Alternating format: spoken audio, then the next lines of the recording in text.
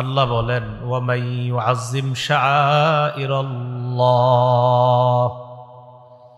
যে ব্যক্তি আল্লাহর নিদর্শনাবলীকে সম্মান করে, ফাইন্নাহা মিন তাকওয়াল কুলুব, এই নিদর্শনাবলীকে যারা সম্মান করে, এই সম্মান এটা কলবের তাকওয়া থেকে, কলবের তাকওয়া থেকে সম্মান করে।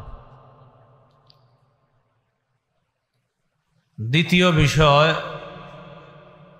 আমরা কোরবানি করি আল্লাহর নৈকট্য লাভ করার জন্য।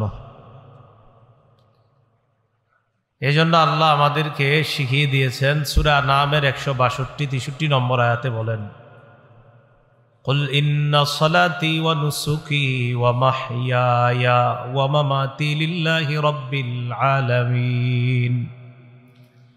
নবী আপনি বলেন, আমার নামাজ, আমার কোরবানি, আমার জীবন, আমার মরণ বিশ্ব জগতের রব আল্লাহর জন্য। লা শারীকা লাহু ওয়া বিযালিকা উমিরতু ওয়া আনা আউয়ালুল মুসলিমিন। তার সাথে কোনো শরীক নাই, কোনো অংশীদারিত্ব নেই। এই ব্যাপারে আমি আদিষ্ট হয়েছি, আমাকে আদেশ করা হয়েছে। আর আমি হলাম খাঁটি মুসলমান, প্রথম মুসলমান। আর কোরবানির যে দোয়াটা নবী শিখাই দিয়েছেন সেখানে আছে ওয়া আনা মিনাল মুসলিমিন, আমি মুসলমানদের অন্তর্ভুক্ত। মুসলমান মানে আত্মসমর্পণকারীদের অন্তর্ভুক্ত। কোরবানির বিষয়ে তৃতীয় কথা, আমরা কোরবানি আদায় করি ইব্রাহিম আলাইহিস সালাতু ওয়াস সালামের সুন্নত জিন্দা করার জন্য।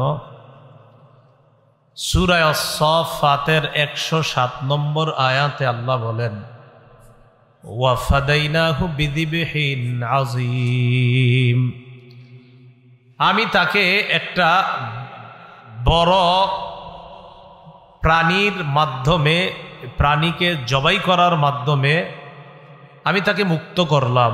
ইব্রাহিম নবী যে স্বপ্ন দেখেছিলেন, এই স্বপ্ন আমি বাস্তবায়ন করলাম। আর সন্তানকে জবাই করা থেকে একজন বাবাকে আমি মুক্তি দিলাম একটা বড় প্রাণী কোরবানি দেওয়ার মাধ্যমে। তাফসিরে আসছে দুম্বা, কি বড় একটা দুম্বা কোরবানি দেওয়ার মাধ্যমে। এই ব্যাপারে ইবনে মাজার বর্ণনা 3127 নম্বর হাদিস। قال أصحاب محمد صلى الله عليه وسلم ما هذه الأضاحي يا رسول الله। রাসূলুল্লাহ সাল্লাল্লাহু আলাইহি সাল্লামের সাহাবীগণ জিজ্ঞাসা করলেন, হে আল্লাহর রাসূল, এই কোরবানিগুলো, এই বিষয়গুলো, এগুলা কি, এগুলা কেমন, এই কোরবানির বিষয়টা আপনার কাছে জানতে চাই। قال سنة أبيكم إبراهيم